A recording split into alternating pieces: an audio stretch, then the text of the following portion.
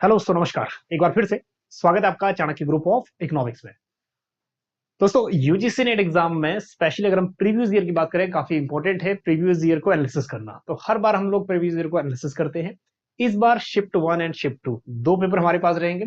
तो इस बार कोशिश करेंगे कि 25 क्वेश्चंस के हम लोग चार चार लेक्चर में कंप्लीट कर दें पूरा पेपर, है ना। तो आज सेशन 1 में या फिर पार्ट 1 में हम लोग डिस्कस करेंगे क्वेश्चन नंबर 1 to 25। हाँ, ये जो क्वेश्चन पेपर है ना, ये क्वेश्चन पेपर में आपको सीक्वेंस से मिलेंगे, लेकिन यहाँ 25 हमने रैंडम यूज किए हुए हैं, क्योंकि जो मैथमेटिकल है या फिर जो इकोनोमेट्रिक्स है, उसको हम लोग लास्ट में डिस्कस करेंगे 75th ऑनवर्ड्स, है ना। चलिए, आज हम लोग डिस्कस करेंगे पार्ट 1, और पार्ट 1 में हम करेंगे question number 1 to question number 25। चलिए, तो विद एक्सप्लेनेशन करेंगे। और जो क्वेश्चंस है, जिस टाइप के क्वेश्चन नेक्स्ट भी आपको देखने को मिल सकते हैं। और टाइम सेव करने के लिए जो वीडियो की, अरे आपका जो वीडियो का टाइमिंग है ना, उसको आप 1.25 कर लीजिए तो बेस्ट रहेगा, आपको थोड़ा सा टाइम सेव होगा। चलिए, क्वेश्चन नंबर 1 है, विच of the following is not true in case of indifference curve. Questions आपका हिंदी में भी है। अधिमान वक्र के केस में कौन सा सिचुएशन या फिर कौन सा स्टेटमेंट करेक्ट नहीं है, बोल रहा है नॉट करेक्ट, है ना। सबसे पहले देखते हैं कि इंडिफरेंस कर्व होता क्या है। Indifference curve, it is a combination of two goods, दो गुड्स का कॉम्बिनेशन है। कॉम्बिनेशन एक्स गुड्स या वाई गुड्स कह लो, है ना, जो क्या है, इक्वल लेवल ऑफ सेटिस्फेक्शन देता है। तो नंबर 1 देखते हैं, the indifference curves are usually convex और बाउड। कॉन्वेक्स है, ठीक है, convex to the origin. Bowed shaped धनुष होता है, ठीक, बोर्ड शेप्ड इनवर्ड, ठीक। और कॉन्वेक्स शेप है, ये भी आप ध्यान में रखिएगा, कॉन्वेक्स। हाँ, कॉन्केव होगा तो ये बन जाएगा PPC. Next, indifference curve for two goods that are perfect complementary shaped right angles. अगर परफेक्ट कॉम्प्लीमेंट्री है तो ये राइट एंगल बन जाएगा इंडिफरेंस कर्व, ये भी बिल्कुल सही है statement. Next, indifference curve of two goods that are perfect substitutes is downward sloping straight line. अगर यहाँ पे इंडिफरेंस कर्व आपका सब्स्टिट्यूट गुड्स है तो ये कह रहा है कि ये हो जाएगा स्ट्रेट लाइन, है ना, ऐसे। तो ये भी करेक्ट है। अगर दो सब्स्टिट्यूट गुड्स है तो ये भी करेक्ट है। तो तीनों ही ऑप्शन करेक्ट है। तो एक जो करेक्ट नहीं होने के चांसेस, वो तो साफ हो गया कि फोर्थ इनकरेक्ट होगा। So difference curve to normal goods is downward sloping straight line. जो नॉर्मल गुड्स कह रहा है उसका कह रहा है स्ट्रेट लाइन होगा, बल्कि नॉर्मल गुड्स के केस में ये डाउनवर्ड रहेगा, लेकिन कॉन्वेक्स रहेगा, है ना, डाउनवर्ड लेकिन कॉन्वेक्स टू द ओरिजिन। चलिए, जो राइट आंसर है हमारा, जो मैच नहीं करता, वो है हमारा फोर्थ। और इस टाइप का ये इजी क्वेश्चन है, पीजीटी लेवल पे भी इस टाइप के क्वेश्चंस देखने को मिलते हैं। कॉन्वेक्स है नेक्स्ट प्रॉपर्टी। जब आपका इंडिफरेंस का परफेक्ट सब्स्टिट्यूट है तो यहाँ पे स्ट्रेट लाइन से, और अगर कॉम्प्लीमेंट्री है तो ये हो जाएगा राइट एंगल। नेक्स्ट, और एक चीज और केस देख लीजिए, अगर बैड गुड्स है तो ये हो जाएगा अपवर्ड, ऐसे, ठीक। मतलब ये ना बैकवर्ड जाना शुरू कर देगा अगर बैड गुड्स है या फिर सिन गुड्स है। चलिए, और अगर न्यूट्रल गुड्स है, तो अगर न्यूट्रल गुड्स, अगर कमोडिटी एक्स गुड्स, अगर एक्स गुड और नॉर्मल, अगर एक्स कमोडिटी नॉर्मल है और वाई कमोडिटी न्यूट्रल है तो ये हो जाएगा वर्टिकल। अगर एक्स कमोडिटी न्यूट्रल है तो ये हो जाएगा हॉरिजॉन्टल। हालांकि ये भी इसके साथ कई केस है। Next question, question number 2। Question number 2 कह रहा है, in the condition of preferring risky income. बस यहीं से आंसर बन गया, इसमें तो कुछ है ही नहीं था।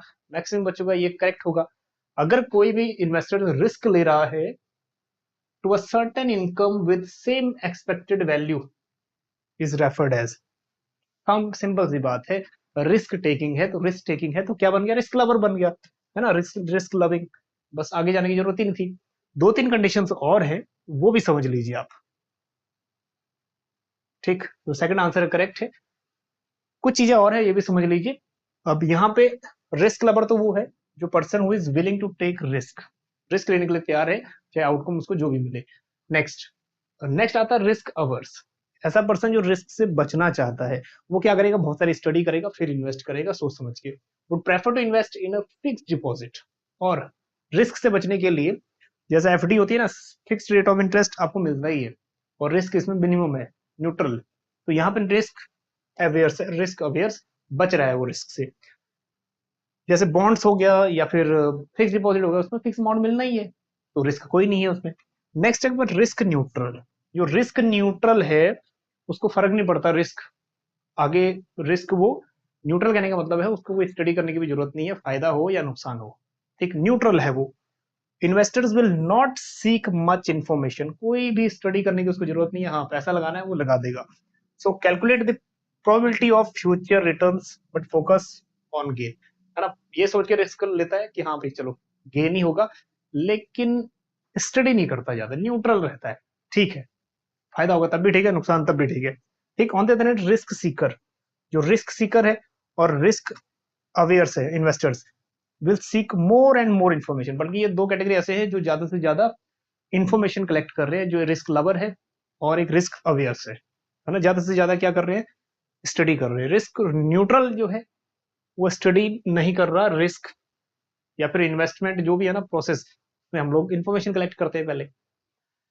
चलिए क्वेश्चन नंबर 3 देखिए, ये क्वेश्चन हमने बेसिक भी डिस्कस किया था। क्वेश्चन कह रहा है that arise when the firms can produce any combination of two outputs, दो आउटपुट्स का कॉम्बिनेशन प्रोड्यूस हो रहा है, हालांकि हिंदी में भी सेम मतलब है, more cheaply than could be two independent firms that each producers produced a single product. कह रहा है कि अगर एक इंडिविजुअल या फिर एक फर्म है वो दो कमोडिटी को प्रोड्यूस कर रही है, सस्ते रेट पर कर रही है, instead of two different different industries produce separately. तो इस केस में यहाँ पे एक वर्ड, ये कॉम्बिनेशन जहां जुड़ गया ना, यहाँ पे आ गया कॉम्बिनेशन, तो एक से ज्यादा प्रोडक्ट हो गया ना। अगर एक से कम एक प्रोडक्ट है फिर तो यहाँ पे इकोनॉमीज ऑफ स्केल यूज होता है, लेकिन एक से ज्यादा प्रोडक्ट है तो ये क्या बन गया, चीप रेट पे। ये दोनों ही जो इकोनॉमी ऑफ स्केल स्कोप है और इकोनॉमी ऑफ स्केल है, दोनों ही चीप रेट पे प्रोड्यूस करते हैं, दोनों ही क्या एवरेज कॉस्ट फॉल हो रही है। लेकिन हाँ अगर कॉम्बिनेशन आ गए, वैरायटी ऑफ गुड्स है, तो वो बन जाएगा इकोनॉमीज ऑफ स्कोप, है ना। तो इसके अकॉर्डिंग इकोनॉमीज ऑफ स्कोप बिल्कुल करेक्ट है, क्योंकि प्रोड्यूस कर रहा है कॉम्बिनेशन ऑफ गुड्स। नेक्स्ट आगे और भी स्टडी कर लेते हैं इसकी, हमने इस पे सेपरेट वीडियो भी बनाया था एक। चलिए सीधा इस पे चलते हैं, इकोनॉमी ऑफ स्केल और इकोनॉमीज ऑफ स्कोप। तो जहां पे take the cost of production beyond the certain level, cost production बिल्कुल कम कर देता है, इसमें भी सेम है, लेकिन इसमें वैरायटी ऑफ प्रोडक्ट्स होता है, इसमें सिर्फ एक प्रोडक्ट होता है ना, एक प्रोडक्ट। इकोनॉमी स्केल में एक ही प्रोडक्ट का बल्क में प्रोडक्शन होता है, बल्कि ये मल्टीपल प्रोडक्ट्स है, producing one type of production in bulk. और यहाँ पे जो मल्टीपल प्रोडक्ट प्रोड्यूस किए जा रहे हैं सेम टाइम में, है ना, बल्क प्रोडक्शन होता है, यहाँ वैरायटी ऑफ प्रोडक्शन होता है। बस मेन जो डिफरेंस था ना वो यही था, बाकी ये वाला डिफरेंस भी आप स्क्रीनशॉट लेके कर सकते हो, बाकी जो मेन था ना वो यही था। चलिए एक इसमें एक और यूज हुआ है, एक लर्नर्स कर्व। तो लर्नर्स कर्व क्या है ये भी देख लीजिए। लर्नर्स कर्व क्या बताता है, हमें इंप्रूवमेंट बताता है, ठीक, इंप्रूवमेंट लाइफ के स्टेजेस में हमें स्किल डेवलप होते हैं, इंप्रूवमेंट होती है, तो ये वही बताता है परफॉर्मेंस टाइम के हिसाब से। पहले स्लो लर्निंग होता है, लर्निंग फेज में होता है, फिर इंक्रीजिंग रिटर्न मिलना शुरू होता है, फिर प्लेट्यू स्थिर, उसके बाद पीक आ जाता है, पीक प्रोफिशिएंसी, और ओवर लर्निंग पीरियड, है ना। तो ये टाइम या फिर लर्निंग कर्व। चलिए क्वेश्चन नंबर 4, जो 4 थ्योरीज है ना ओलिगोपोली की, 5 थ्योरीज, उसमें से एक क्वेश्चन बेसिकली आ जाता है, तो एक क्वेश्चन यहां से भी आया हुआ है। इसमें देखो क्या पूछा है, in which oligopoly model firm produce homogeneous goods. हाँ जी, फर्म्स एक जैसे प्रोडक्शन प्रोड्यूस कर रहे हैं, each firms treat the price of the competitor as fixed. अब यहाँ पे एडजस्टमेंट वेरिएबल क्या है, price, price of other firms remaining constant. तो अल्टीमेटली अब आ जाइए इन पे, कुर्नो किसकी बात करता है, आउटपुट की, तो ये है नहीं, है ना। तो यहाँ पे कुर्नो के बाद ही जो मॉडल आता है वो आता है बार्टेंड का, जो प्राइस के ऊपर बेस्ड रहता है, price of other firms remaining constant, है ना। तो हमारा डायरेक्टली आंसर, मैक्सिमम स्टूडेंट्स का ये आंसर बिल्कुल करेक्ट होगा, कोई उसमें डाउट नहीं है। चलिए तो बार्टेंड 1883 में थ्योरी, और प्राइस कांस्टेंट रखता है ना, बल्कि कुर्नो क्या करता है, आउटपुट कांस्टेंट। चलिए ये जो है इसका स्क्रीनशॉट ले लीजिए, ये भाई साहब जबरदस्त है, नेक्स्ट टाइम काम आएगा, है ना। कुर्नो मॉडल आउटपुट इंडिपेंडेंट मॉडल है, आउटपुट इसका इंडिपेंडेंट, जो अदर फर्म्स आउटपुट कांस्टेंट रखता है, बार्टेंड प्राइस को कांस्टेंट रखता है, एजवर्थ प्राइस, नेक्स्ट आपका आएगा चैम्बरलिन, चैम्बरलिन दोनों को ही, ठीक है, प्राइस एंड आउटपुट। नेक्स्ट स्टेकलबर्ग, ये आउटपुट, ये क्वेश्चन भी आ चुका है कि स्टेकलबर्ग है ना, कुर्नो मॉडल का, कुर्नो मॉडल पे कौन सा मॉडल बेस्ड है, तो कुर्नो मॉडल पे ही स्टेकलबर्ग, क्योंकि ये भी आउटपुट को ही करता है। ठीक, other forms remaining, other forms का आउटपुट कांस्टेंट रहता है। ठीक, तो ये बहुत इंपॉर्टेंट है, इसको स्क्रीनशॉट ले लीजिएगा। चलिए क्वेश्चन नंबर 5 पे मूव करते हैं। हु रोट दैट, अब स्टेटमेंट बेस्ड है, कोशिश करेंगे कि एक पूरा वीडियो ऐसा हो जिसमें स्टेटमेंट बेस्ड हो, सभी इकोनॉमिस्ट की, है ना, कोशिश करेंगे ऐसा वीडियो लाने की। Every man does life by exchanging or become in some measure a merchant, and the society itself grows to be is a properly a commercial society। अब ऐसा है ना, बिल्कुल अननोन स्टेटमेंट है, ऐसे स्टेटमेंट अगर आप बुक्स भी पढ़ लो ना, तब इस टाइप का स्टेटमेंट आप फाइंड आउट नहीं कर सकते। ये स्टेटमेंट जो है एडम स्मिथ का है, और बुक देखो उनकी जो बुक है उसमें भी अलग अलग चैप्टर्स बने हुए हैं। ठीक, wealth of nation 1776, book 1 chapter 4। ठीक, उसकी ये लाइनिंग है एज इट इज। अब इतना डीप यूजीसी पूछ रहा है, मुझे लगता नहीं है कि ये जो थॉट प्रोसेस है या फिर जो एडम स्मिथ के थॉट्स हैं, कहीं बुक में पहले डिसाइड कहीं लिखे होंगे कि ये फेमस थॉट या फेमस क्वाट किसका है, एडम स्मिथ का है। हालांकि जो छोटे छोटे जो क्वाट्स है, जैसे inflation is always a monetary phenomena, Friedman है ना, in long run we all are died Keynes, इस टाइप के तो फेमस है, लेकिन इस टाइप के भी क्वेश्चंस अब देखने पड़ेंगे। चलो आगे चलते हैं क्वेश्चन 6 पे। स्टिकी प्राइस, लगातार स्टिकी प्राइस के 2 क्वेश्चन आगे, लास्ट में भी आया था स्टिकी प्राइस, है ना। स्टिकी प्राइस क्या होता है, क्लासिकल बोलते थे wage price flexibility, wages change होंगे तो प्राइस बहुत जल्दी चेंज होंगे, लेकिन केंज बोलते हैं कि वेजेस स्टिकी होते हैं, यानी कि वेज प्राइस जो ये प्राइस है ना आपका, प्राइस स्टिकी होते हैं, वेज के बढ़ने घटने से प्राइस कांस्टेंट रहता है, इतनी जल्दी नहीं बढ़ता या नहीं घटता। तो स्टिकी प्राइस मॉडल में सिर्फ पूछ रहा है कि aggregate supply, long run aggregate, that is short run aggregate supply curve की स्लोप, है ना। अगर आपने देखा होगा ये मॉडल पढ़ा होगा तो आपको पहले ही आंसर दिख जाएगा, the upward sloping short run aggregate supply curve, है ना। मतलब जो आपूर्ति वगैरह रहती है वो क्या रहती है, पॉजिटिव। और चलिए आइए एक बार कॉन्सेप्ट में चलते हैं। तो सबसे पहले तो बेसिक ये ध्यान रखिएगा कि ये कॉन्सेप्ट किससे जुड़ा हुआ है। The sticky wages theory was introduced by John Maynard Keynes, है ना, केन्ज से जुड़ा हुआ है। He calls it nominal rigidity, ऐसी रिजिडिटी जो प्राइस जल्दी मूवमेंट नहीं करता है वेजेस के चेंज होने से, है ना।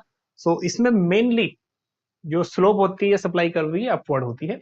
डायग्राम पे चलते हैं, यहां से चीजें समझ आ जाएगी, है ना। सो एग्रीगेट डिमांड और एग्रीगेट सप्लाई, ये एग्रीगेट सप्लाई कौन है, शॉर्ट रन एग्रीगेट सप्लाई है, तो अपवर्ड स्लोप होता है। इसी मॉडल में इन्होंने स्पेसिफिक मेंशन किया हुआ है। ठीक, तो ज्यादा कहीं जाने की जरूरत नहीं है, स्टिकी प्राइस एक बार अच्छे से पढ़ लेना, ठीक है, कवर हो जाएगा।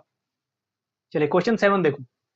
If the demand for the labour increases, अगर लेबर की डिमांड इंक्रीज हो रही है तो क्या होगा। चलिए एक डायग्राम बना के देखिए, सब चीज क्लियर हो जाएगा। इसमें रियल वेजेस है या वेज रेट है, और इधर है एम्प्लॉयमेंट, है ना, ये एक्स एक्सिस ये Y axis. Demand for labour है, सप्लाई ऑफ लेबर है। अब क्वेश्चन में क्या कह रहा है, क्वेश्चन में ये कहता है कि अगर डिमांड फॉर लेबर बढ़ेगा, अगर डिमांड फॉर लेबर बढ़ेगा तो क्या हो रहा है, ये देखो, वेज रेट बढ़ रहा है और एम्प्लॉयमेंट भी बढ़ रहा है, बस यही पे आपका आंसर बन जाना चाहिए था। Real wages rises and the amount of labour employed also increases, है ना। तो बहुत जो आंसर है इसका थर्ड, वो बिल्कुल करेक्ट है। चलिए यहां से आप स्क्रीनशॉट भी ले लेना, इसका थ्योरेटिकल कॉन्सेप्ट भी है। ठीक, ये वाला डायग्राम है, इसको अच्छे से कर लीजिएगा। डिमांड कर शिफ्ट होगा तो अपवर्ड, जब फॉरवर्ड जाएगा, है ना, फिर वेजेस भी बढ़ेंगे और एम्प्लॉयमेंट भी, नंबर ऑफ पर्सन एम्प्लॉयड वो भी बढ़ेगा। नेक्स्ट नेक्स्ट क्वेश्चन है मैक्रो इकोनॉमिक्स डिस्टिंग्विश बिटवीन, जो मैक्रो इकोनॉमिक्स हम लोग पढ़ते हैं वो रियल इकोनॉमी को किस इकोनॉमी से जोड़ता है। बस आपने दो चीजों, जो दो चीजों की हुई है, रियल जीडीपी, नॉमिनल जीडीपी, है ना। रियल जीडीपी बात करता है रियल आउटपुट से, और नॉमिनल जीडीपी बात करता है इन्फ्लेशन से, प्राइजेस से, है ना। तो बस यहीं पे आपकी थ्योरी बन जाएगी। वर्चुअल इकोनॉमी तो नहीं है, वर्चुअल इकोनॉमी होती है जो आजकल ऑनलाइन इकोनॉमी चल रही है वो। नेक्स्ट, नॉर्मेटिव इकोनॉमी एक ऑब्जेक्टिव बेस्ड है, आपका जो थॉट प्रोसेस है ओपिनियन बेस्ड है, व्हाट ऑट टू बी, क्या होना चाहिए वैसा। अंडरग्राउंड इकोनॉमी इलीगल इकोनॉमी है। बस बचा क्या हमारे पास, दैट इज मॉनेटरी इकोनॉमी। तो मॉनेटरी इकोनॉमी और रियल इकोनॉमी को ठीक डिस्टिंग्विश करता है या उन दोनों की स्टडी करता है। मान लो जो तीन ऑप्शन में है वो तो बिल्कुल हट गए, है ना, तो आपका आंसर, मैक्सिमम बच्चों का ये आंसर जो है करेक्ट होगा, उसमें कोई प्रॉब्लम नहीं है। वर्चुअल इकोनॉमी ऑनलाइन है, और नॉर्मेटिव इकोनॉमी जो आइडियोलॉजीज पे बेस्ड होती है। इलीगल कोई एक्टिविटीज है underground economy. Next, question number 9 देखो, इन एक्सेलरेटर थ्योरी, अब multiplier theory, accelerator theory, question आ जाता है कि first time accelerator theory given by Hume. अब इस टाइप के क्वेश्चन आने बंद हो गए हैं, है ना। अब क्वेश्चन आ रहा है कि accelerator theory, capital output ratio, हालांकि ये क्वेश्चन बिल्कुल पुराना ही है, नया क्वेश्चन नहीं है।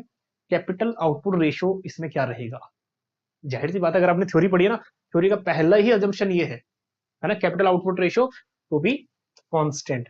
अगर अजम्पशंस आपने करी है, ये जो हमारे नोट्स हैं उसका एक क्लिप है अजम्पशन, पहले ही अजम्पशन ये आ जाती है कि the accelerated principle assume that constant capital output ratio, जो पूंजी उत्पाद अनुपात रहता है वो क्या रहता है, कांस्टेंट।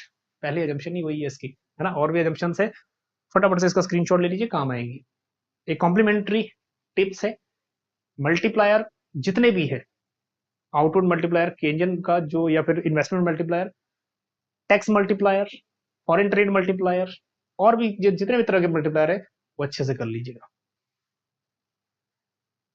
चलिए आगे चलते हैं। Question 10, government spending is, government spending मतलब फिजिकल पॉलिसी क्या इंडिकेट करता है। Number 1, it is the second element of autonomous expenditure. अगर सेकंड एलिमेंट नहीं पता, ये actually first element second element क्या है हमें भी नहीं पता, लेकिन हाँ, अगर सिर्फ इतना पता है कि ऑटोनोमस एक्सपेंडिचर होता है, गवर्नमेंट पब्लिक एक्सपेंडिचर है, गवर्नमेंट इकोनॉमी चाहे मूव करे या ना करे, एक फिक्स अमाउंट ऑफ इन्वेस्टमेंट या एक्सपेंडिचर गवर्नमेंट करेगा ही करेगा, है ना, जिसको हम बोलते हैं ऑटोनोमस एक्सपेंडिचर बाय गवर्नमेंट। तो ये तो करेक्ट है, ठीक है, ये ऑटोनोमस एक्सपेंडिचर है। Next, to be controlled by policy makers, जितने पॉलिसी मेकर्स है ना गवर्नमेंट, उसके द्वारा कंट्रोल होता है, ये भी ठीक है। Next, does not depend directly on the level of income, कभी भी ये लेवल ऑफ इनकम में डिपेंड नहीं करता। इनकम बढ़ेगा ऐसा नहीं है कि इनकम बढ़ने से एक्सपेंडिचर भी ज्यादा होने लग जाएगा, या इनकम कम होने से एक्सपेंडिचर कम हो जाएगा, इट विल रिमेन कांस्टेंट, है ना, कांस्टेंट रहेगा। तो इनकम बढ़े या कम हो कोई चक्कर नहीं, एक्सपेंडिचर हमारा कांस्टेंट, जितना हो रहा था उतना ही रहेगा। तो ऑल ऑफ द अबव बिल्कुल करेक्ट है, इसमें भी कोई गलत होने के चांसेस नहीं थे, ना के बराबर थे। ठीक, फोर्थ, हालांकि एक माइंड में थोड़ा प्रेशर रहता ही है ड्यूरिंग एग्जाम। चलिए क्वेश्चन नंबर 11 देखो, ये भी काफी इजी लेवल का क्वेश्चन था। हेरोडोमर क्लासिफिकेशंस, ग्रोथ इंक्लूड, तीन टाइप के ग्रोथ डिस्कस किए ना डोमर ने, तो तीन टाइप की आपको पता ही है, actual growth rate plus warranted growth rate plus natural growth rate. ये तीन में से यहां देखो, नेचुरल ग्रोथ रेट है, desired growth rate, warranted growth rate है, पॉसिबल ये नहीं है, ए और सी करेक्ट है। ठीक, हालांकि अगर नेचुरल ग्रोथ रेट होता तो वो भी करेक्ट होता, तो यहाँ पे सेकंड ऑप्शन जो है बिल्कुल करेक्ट है। चलिए, तो तीन, actual growth rate, warranted growth rate, natural growth rate, है ना। तो तीन, हालांकि ये थ्योरी का बैकग्राउंड हम लोग पहले बता चुके हैं, तीन क्वेश्चन थे, है ना, जो एचडी मॉडल के तीन क्वेश्चन थे कि how can be steady growth, steady growth होती है एक जो स्थिर ग्रोथ रेट है वो कैसे अचीव की जाए, स्टेडी ग्रोथ को मेंटेन कैसे रखा जाए, और जो अपर लेवल है सीलिंग, अपर लेवल वो कैसे लोग अचीव कर सकते हैं। वो तीन क्वेश्चनों के लिए तीन सोल्यूशन निकाले। चलिए आगे चलते हैं। और क्वेश्चन ये भी आ जाता है, बहुत कॉमन है, कि एचडी मॉडल को किस 5 ईयर प्लान में यूज किया था, ना, फर्स्ट 5 ईयर प्लान में, सेकंड 5 ईयर प्लान में, मेहलानोविच। तो इस टाइप के बेसिक क्वेश्चन है, आपको आते हैं, आई नो। क्वेश्चन 12 देखो, विच institution has published HDI report since 90, बहुत इजी क्वेश्चन है, सबका करेक्ट होगा, यूएनडीपी, है ना। और भी जो दो तीन बातें हैं ये भी कर लीजिएगा साथ साथ। तो इस टाइप के जो कॉमन क्वेश्चन है वो तो सबके ही ठीक होने के चांसेस पूरे बनेंगे। यूएनडीपी, महबूब उल हक, और एक इंडियन इकोनॉमिस्ट जो है ये भी देख लीजिए, क्योंकि ये भी क्वेश्चन बन चुका है है ना। ये जितने भी इकोनॉमिस्ट है ना, ये पॉल स्टीटन, फ्रांसिस स्टेवर्ट, कॉस्तोब्रेनिस, ग्रिफन, सुधीर आनंद, मेघनाथ देसाई एंड अमृत्य सेन, ये सब जुड़े हुए हैं। ये क्वेश्चन भी आ चुका है कि इसमें कौन कौन से इंडियन इकोनॉमिस्ट हैं। चलिए ठीक, ये भी देख लीजिए। यूएनडीपी और रेंज जो है ना 0 से 1 के बीच में लाई करती है। और उसके बाद एचडीआई क्लासिफिकेशंस, हालांकि ये क्वेश्चन नहीं पूछा है। लो रैंकिंग, मीडियम, हाई और वेरी हाई। और 3 इंडिकेटर है, ये बार बार पूछ लेता है। लाइफ एक्सपेक्टेंसी, जिसको हम लॉन्गेविटी भी कहते हैं, literacy rate, per capita income. चलिए नेक्स्ट क्वेश्चन पे चलते हैं। Which 5-year plan propose to make India self reliant and self generating economy? Self reliant, self generating economy, first, second, third 5-year plan था, उसी का गोल था ये, है ना, जो थर्ड 5-year प्लान। हालांकि अगर आपने प्लान की स्टडी एक नंबर मतलब एक एक करके करी है तो आपको ये ऊपर ही दिख जाएगा, है ना। अगर आपने थर्ड 5-year प्लान जितने भी नोट्स थे हमारे, उस अगर कुछ भी इधर उधर से पढ़ा भी होता तो ये फर्स्ट जो था ना, ये self reliant and self generating economy, ठीक, यहाँ पे क्लियर मिल जाएगा। हालांकि कहीं से भी आपने पढ़ा होता थर्ड 5-year प्लान तो आपको ऊपर ही मिल जाता कि क्या गोल है। जितने भी 5-year प्लान है उन सबके गोल्स पढ़ लीजिए, है ना, ये काम आएंगे आपके फ्यूचर में। चलिए आगे देखिए। इंडस्ट्री और एग्रीकल्चर दोनों के बेस थे। अब यही था जब इकोनॉमी टेक ऑफ स्टेज में, रोस्टो की टेक ऑफ स्टेज है ना, वहीं से इकोनॉमी मूव करना शुरू कर गई थी। नेक्स्ट है आपका इंडो चाइना वॉर हो गए, इंडो पाकिस्तान वॉर हो गए। First time extensive input output model भी इसी प्लान में यूज हुआ और ये भी यूजीसी नेट में आ चुका है। चलिए 14 क्वेश्चन पे चलते हैं। The birth of WTO, WTO किस राउंड में इमर्ज हुआ या किस राउंड में अराइज हुआ, कब आया? ये तो सबको पता है, 1 जनवरी 1995 में ये स्टार्ट हुआ। लेकिन कौन से राउंड में इसका बर्थ हुआ? तो उरुग्वे राउंड में इसका बर्थ हुआ। डब्ल्यूटीओ करते हो तो डब्ल्यूटीओ की पहली लाइन ही यही है, ये किस, ठीक है, ये किस राउंड में अराइज हुआ? उरुग्वे राउंड ऑफ गैट 1886 और 1986 to 93 gave birth to WTO, है ना। जो भी आपने डब्ल्यूटीओ की डेफिनेशन वगैरह जिस भी बुक में पढ़ी होगी, ये आपको सबसे ऊपर ही मिल गया होगा। तो एक एक क्वेश्चन मैटर करता है आपके जीआरएफ और नेट को क्वालिफाई करने के लिए। भैया हमारे बैच में तो एक दो स्टूडेंट ऐसे भी थे 97.2 समथिंग कट ऑफ है जनरल की, लेकिन एक बच्चे के 97.15 कुछ, या इससे ज्यादा अनलकी पर्सन और कौन होगा, है ना। तो फ्रैक्शन से इतना रह रहे हैं परसेंटाइल। तो हालांकि जो एक्चुअल है वो थोड़ा बहुत वेरी करेगा, 1 नंबर से 2 नंबर से, लेकिन हाँ थोड़ा बहुत प्रॉब्लम तो है, फिर दोबारा से मेहनत करनी पड़ेगी। चलिए तो गेट, गेट सबसे फर्स्ट टाइम कब आया था, कब, और हेडक्वार्टर क्या है ये भी डिस्कस कर लीजिएगा। जिनेवा हेडक्वार्टर है, ये भी कई बार पूछ लेता है। कितने मेंबर नेशंस हैं ये देख लीजिए, 164। सबसे न्यूली अफगानिस्तान है, उसके बाद उससे पहले था लाइबेरिया या फिर लिबेरिया। चलिए क्वेश्चन नंबर 15, इसीलिए बोलते हैं आपको कि बजट इकोनॉमिक सर्वे दो चीजें ऐसी हैं जिनको अच्छे से कर लो। बजट में से क्वेश्चन पूछा गया है, बहुत प्यारा सा क्वेश्चन है। बजट एलोकेशन इन 22-23 हर घर जल नल से जल स्कीम में कितना एलोकेट हुआ? तो 60,000। जिस भी बच्चे ने बजट पढ़ के गया था, जो बजट के बिल्कुल सामने ही ये आपने देखा होगा। अगर बजट पढ़ा था ना आपने, जो हमने डिस्कस किया था यूट्यूब पे, बस यही जितने भी पॉइंट है ना बजट के। अब जो नेक्स्ट एग्जाम है उस एग्जाम में श्योर जो अभी वाला 2023-24 वाला बजट है उसको पढ़ लीजिएगा। तो कितना अलोकेशन? 60,000 करोड़ का अलोकेशन। चलिए next question 16। A toll is a tax, toll tax की बात कर रहे हैं। To citizens who use toll roads, ठीक है, उन पर यूज हो रहा है जो रोड को यूज कर रहे हैं। This policy can viewed as application of, जितना यूज करोगे उतना ही आप टैक्स दोगे, जितना ज्यादा यूज करोगे उतना ज्यादा टैक्स दोगे। कौन सा प्रिंसिपल है? हॉरिजॉन्टल इक्विटी होता है equal income equal tax, vertical होता है इनकम जितनी ऊपर ज्यादा है उतना ही आपका टैक्स भी ऊपर नीचे होगा। टैक्स प्रोग्रेसिव का भी सेम मतलब है, ज्यादा टैक्स रेट। तो बचा क्या हमारे पास? बेनिफिट प्रिंसिपल, जितना पब्लिक गुड्स का ज्यादा, या फिर जो पब्लिक जो यूज कर रहे हैं ना प्रॉपर्टी या फिर रोड्स वगैरह, जितना ज्यादा यूज करोगे उतना ही टैक्स वगैरह ज्यादा पे करना पड़ेगा। हालांकि ये किस केस में? टोल टैक्स वगैरह जितना आप ज्यादा यूज कर रहे हो उतना ही आपको टैक्स देना पड़ेगा, कम यूज कर रहे हो कम देना पड़ेगा, बेनिफिट जितना ले रहे हो आप उतना ज्यादा टैक्स।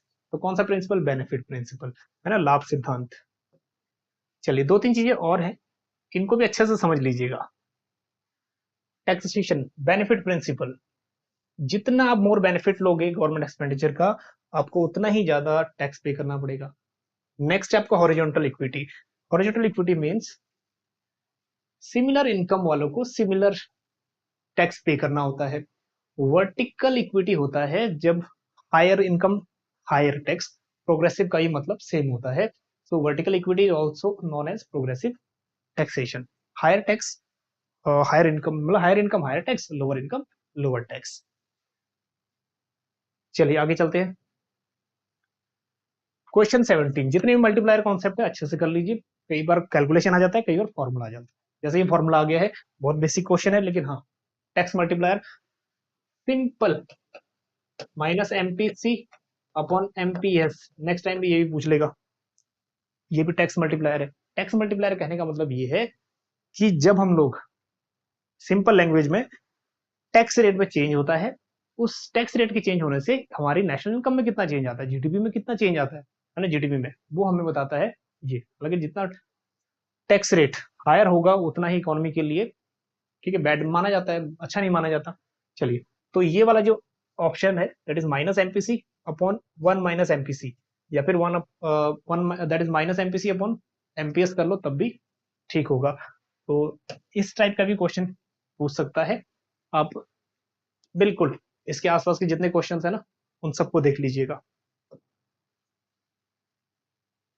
चलिए question number 18, free riding problem, free rider problem. हालांकि दो तीन चीजें कॉमन है, एक्सटर्नलिटी से क्वेश्चन आ रहे हैं और पब्लिक गुड्स से क्वेश्चन आ रहे हैं। Free riding problem public goods में ही होती है। चलिए देखते हैं, आते हैं। व्हेन गुड्स आर कंजस्टिबल, ऐसे गुड्स हैं जो संकुचित संचुलित है या फिर जो कम है मात्राएं। अगर गुड्स कम है तो वहां पे प्रॉपर्टी राइट्स आ जाता है, तो वो प्राइवेट गुड्स बन जाती हैं, पब्लिक नहीं बनती। फ्री राइडिंग प्रॉब्लम उसमें नहीं आती। फ्री राइडिंग का मतलब कोई भी यूज कर रहा है उनको। Next, when goods are rival nature, rival nature से, तो राइवल कहने का मतलब हम मना कर सकते हैं किसी को कि भैया आप यूज मत करो, है ना, तो ये भी नहीं है। नॉन राइवल होता तो पब्लिक गुड्स होता।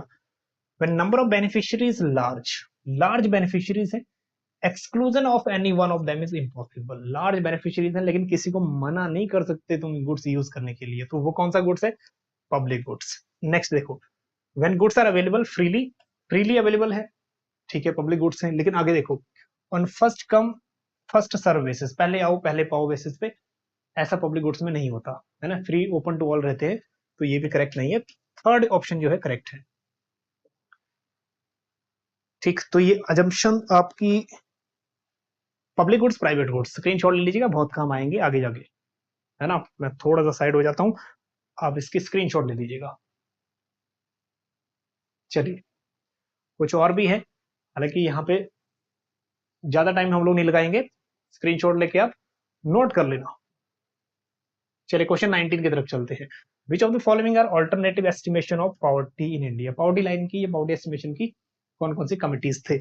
आइए सबसे पहले देखते हैं दंतेकर एंड रथ एस्टिमेशन। अगर आप लोग कोई भी बुक पढ़ रहे हो, मिश्रापुरी पढ़ रहे हो, रमेश सिंह पढ़ रहे हो, या फिर दातेन सुंदरम पढ़ रहे हो, भैया ये कमिटीज ना स्पेसिफिकली सभी में दी हुई हैं। तो दंतेकर रथ बिल्कुल है, पीडी ओझा एस्टिमेशन ये भी है ना, बीएस मिन्हाज एस्टिमेशन ये भी है, रांगेकर ओपी चोपड़ा यहाँ हटा दीजिए। इसमें से कुछ ऐसे हैं जो ब्लैक मनी से रिलेटेड है, पॉवर्टी से रिलेटेड नहीं है। चलिए ए सी डी, ए सी डी ये करेक्ट है। हालांकि अब एक और चीज देख लो, सबसे शुरू से लेके अब तक के जितने भी पॉवर्टी से जुड़े हुए ना कमिटीज वो देख लो। नेशनल प्लानिंग कमेटी, है ना, ये वाई के अलग कमेटी 1979 ये देख लीजिएगा। Next Lakdawala committee 1993। हालांकि ये कभी नहीं पूछा कि किन्होंने क्या यूज किया है ना, कंजप्शन कैलोरी वगैरह कितना यूज किया, ये कम चांसेस है, सिर्फ एक दो केसेस को छोड़ के। तेंदुलकर कमेटी का पूछ सकता है कंजप्शन और एक्सपेंडिचर कितना है ना, 2004-5। नेक्स्ट है रंगाराजन कमेटी, तो 2012 इसका ही पूछ सकता है क्योंकि अपडेटेड है, नहीं है। नेक्स्ट है दांदेकर एंड रथ कमेटी, उसके बाद ओझा कमेटी, मिन्हास कमेटी और पी के बर्धन कमेटी। चलिए MS आलूवालिया, उसकी भी डेट देख लीजिए कमेटी की। चलिए, तो ये था बेसिक क्वेश्चन पावर डील से रिलेटेड। अब आगे चलते हैं। Next question, which of the following two economist are associated with the problem of time inconsistency. ये नया क्वेश्चन है इस टाइप का, टाइम इनकंसिस्टेंसी से अभी क्वेश्चन नेक्स्ट में आने के चांसेस हैं। अब ये देखो, ये इकोनॉमिस्ट जुड़े हुए हैं किटलैंड एंड प्रेस्कॉट, इसको अंडरलाइन कर दीजिए, बहुत इंपॉर्टेंट है, नेक्स्ट में आने के चांसेस बिल्कुल बनता भी है, क्योंकि जो भी नया कॉन्सेप्ट होता है वो बार बार पूछता है। प्रोडक्ट साइकिल कुछ ही साल से पूछने लगा है, बार बार पूछ रहे हैं प्रोडक्ट साइकिल, तो थोड़ा और जान लेते हैं इनके बारे में। अब इनकी स्टडी क्या है ना, इनकी स्टडी जो है 1977 की है, और इसी के लिए इन्होंने बिहेवियरल स्टडी के लिए 2004 में इनको नोबेल प्राइज मिला। अब इनका क्या टाइम इनकंसिस्टेंसी क्या बताता है, जो गवर्नमेंट पॉलिसी बनाती है, गवर्नमेंट पॉलिसी बनाती है तो लोग उसके बारे में बात करते हैं, जब लोग उसके बारे में बात करते हैं तो यही बात गवर्नमेंट के पास जाती है, और गवर्नमेंट अपनी पॉलिसी को फिर रीफॉर्मुलेट करती है लोगों की भलाई के लिए। इतनी सी बात है, ठीक। ये गवर्नमेंट रूल्स बनाती है, पीपल मेक कमिटमेंट्स, पीपल अपनी अपनी कमिटमेंट देते हैं based on an expectations of continuation of the policy rule, अपनी अपनी राय देते हैं।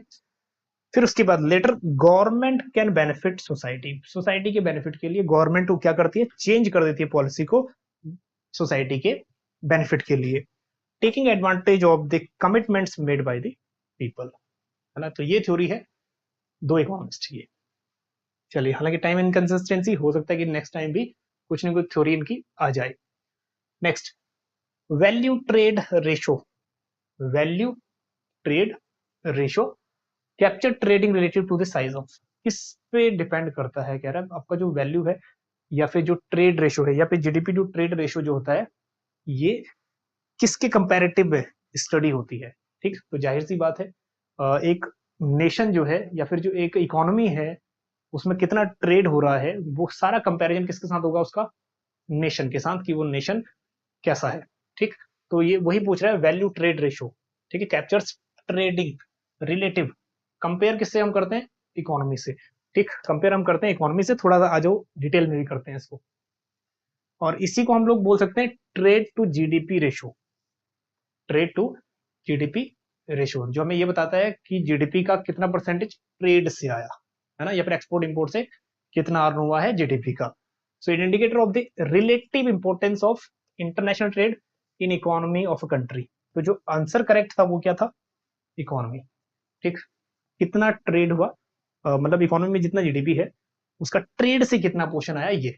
So it is calculated by dividing the aggregate value of import and exports, जितना भी इंपोर्ट और एक्सपोर्ट की वैल्यू थी उसको डिवाइड कर देना है हमारे ग्रॉस डोमेस्टिक प्रोडक्ट से, ठीक है। तो हमारे इकोनॉमी का साइज कितना है, यही क्वेश्चन पूछ रहा है कि रिलेशन या रिलेटिव जो कंपेयर है उसका किसके साथ होता है, ठीक, इकोनॉमी के साथ होता है, बल्कि मार्केट या इन दोनों के साथ नहीं।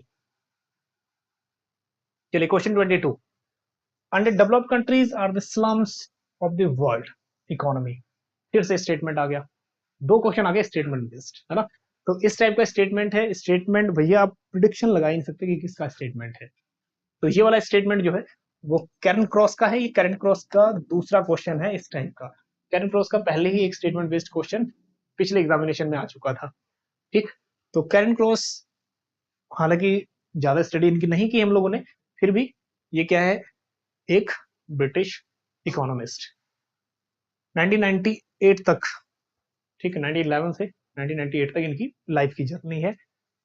Next, the greater the divergence between shadow price. अब ये कॉन्सेप्ट बहुत इंपॉर्टेंट है, शैडो प्राइस। शैडो प्राइस में बहुत बार पूछा गया है कि किस टर्म्स में यूज होता है, ये पूछा गया है। शैडो प्राइस में कौन कौन से इकोनॉमिस्ट जुड़े हुए, ये भी यूज हो गया है, ये भी क्वेश्चन, ठीक है। Shadow price and the market price, तो इनमें डाइवर्जेंस या फिर डिफरेंस कह रहा है क्या है। जो शैडो प्राइस है ना, वो क्या होता है, एक इमेजिनरी प्राइस, वो प्राइस मार्केट में एग्जिस्ट ही नहीं करता, वो हम हाइपोथेटिकल उस प्राइस को खुद बनाते हैं। एक शर्ट हमें दिखी मार्केट में, एक बहुत प्यारी सी शर्ट है ना, ये शर्ट हमें मार्केट में दिखी, इसका हमने अंदाजा लगाया कि ये जो शर्ट है कितने की होगी, हालांकि ये शर्ट तो बनी नहीं, कुछ और बन गया, तो छोड़ो। जो शर्ट है उसका हमने इमेजिनरी प्राइस किया, इसका 2000 प्राइस है, इमेजिनरी। ये क्या था, हमने इमेजिन किया, शर्ट देखी, इमेजिन किया कि इसका प्राइस 2000 है, लेकिन हाँ, शर्ट हमें 1500 की मिल जाती है, तो मार्केट प्राइस था 1500, शेडो प्राइस था, शेडो प्राइस ज्यादा था, शेडो प्राइस मतलब इमेजिनरी प्राइस, ठीक है। तो इमेजिनरी प्राइस आता है आपका कॉस्ट बेनिफिट एनालिसिस से। जब हम लोग कॉस्ट और बेनिफिट को एनालिसिस करते हैं, हमने पहले ही सोच लिया कि इस पे दुकान वाले का, शॉप वाले का कॉस्ट इतना आया होगा और इतना ये बेनिफिट रखेगा और इतना ये प्राइस होगा। तो शेडो प्राइस बेस्ड होता है कॉस्ट, जो आपका कॉस्ट बेनिफिट एनालिसिस के ऊपर बेस्ड होता है ना। ये क्वेश्चन पहले भी आ चुका है। चलिए, the greater the need for social cost benefits analysis in public investment decision, पहले ये ऑप्शन बिल्कुल करेक्ट है, क्योंकि हम लोग क्या करते हैं, सोशल कॉस्ट बेनिफिट एनालिसिस को यूज करते हैं ड्यूरिंग पब्लिक इन्वेस्टमेंट डिसीजंस।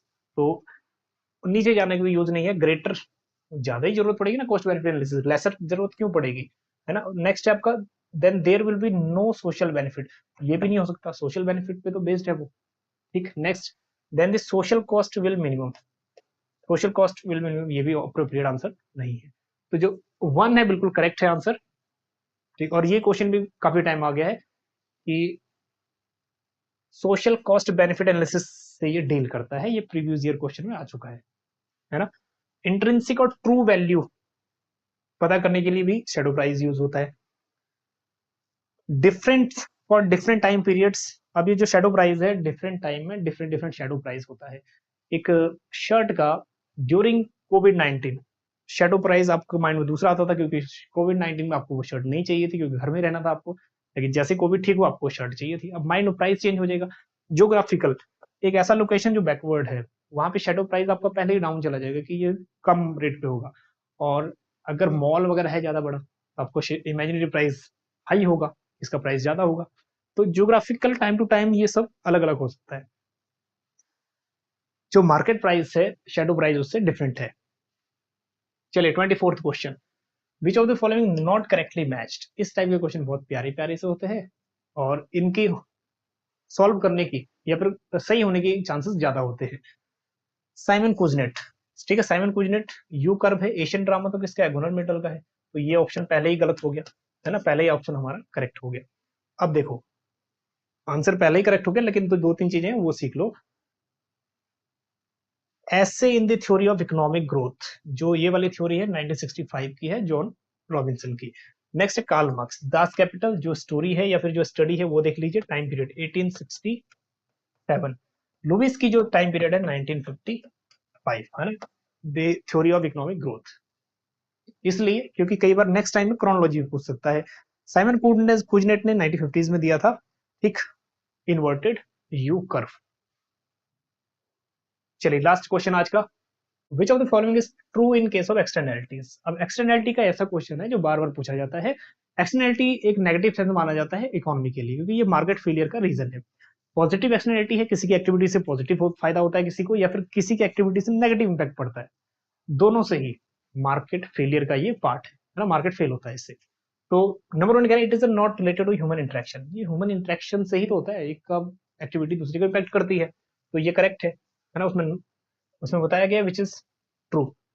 अब यहाँ पे it is not related, but कि ये रिलेटेड है तो ये तो है नहीं। Next, it is not tied to consumer sovereignty, ये कह रहे हैं कि कंज्यूमर जो है वो सोवरेनिटी इंडिपेंडेंस नहीं है, कंज्यूमर के जो डिसीजन होते हैं वो इंडिपेंडेंट ही होते हैं, है ना, वो अपने जो क्या खाए क्या पिए वो अपने आप खुद ही डिसाइड करेगा, दूसरे डिसाइड नहीं करेंगे, ठीक, तो ये भी नहीं है। Next, it is based on higher order judgement and what is right और wrong, higher level of judgement से भी रिलेटेड नहीं है कि क्या रॉन्ग है क्या बैड है, ठीक है। अब मॉरल कॉन्सेप्ट है एक अनैतिक, इकोनॉमी के लिए स्पेशल, हालांकि पॉजिटिव एक्टिविटी तो पॉजिटिव फायदा होता है, लेकिन इकोनॉमिक पॉइंट ऑफ व्यू से ये एक अमोरल एक्टिविटी है जिससे होता है मार्केट फेल।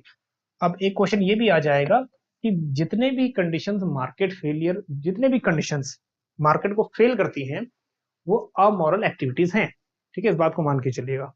चलिए, अनैतिक चीजें हैं जो मार्केट को फेल करती है, एक्सटेंडिटी है, मॉरल हैजार्ड है, एडवर्स सिलेक्शन है, ठीक है, ये सब चीजें। चलिए, तो करेक्ट आंसर है यहाँ पे फोर्थ, ठीक, फोर्थ वन। चलिए, तो ये सब चीज देख लीजिएगा, स्क्रीनशॉट ले लीजिएगा, ये 25 क्वेश्चन थे आज के। नेक्स्ट जो क्वेश्चन रहेगा, जो रहेगा पार्ट 2, इसमें हम लोग करेंगे क्वेश्चन नंबर 26 टू 50, है ना। तो कोशिश हम लोग ये करेंगे कि जल्दी से जल्दी ये सेशन कंप्लीट हो, सीरीज शिफ्ट 1 शिफ्ट 2, कोशिश करेंगे कि दोनों क्वेश्चन पेपर सॉल्व करने की। चलिए, मिलते हैं आपको नेक्स्ट सेशन में, बने रहिएगा चाणक्य ग्रुप ऑफ इकोनॉमिक्स के साथ। Thank you so much.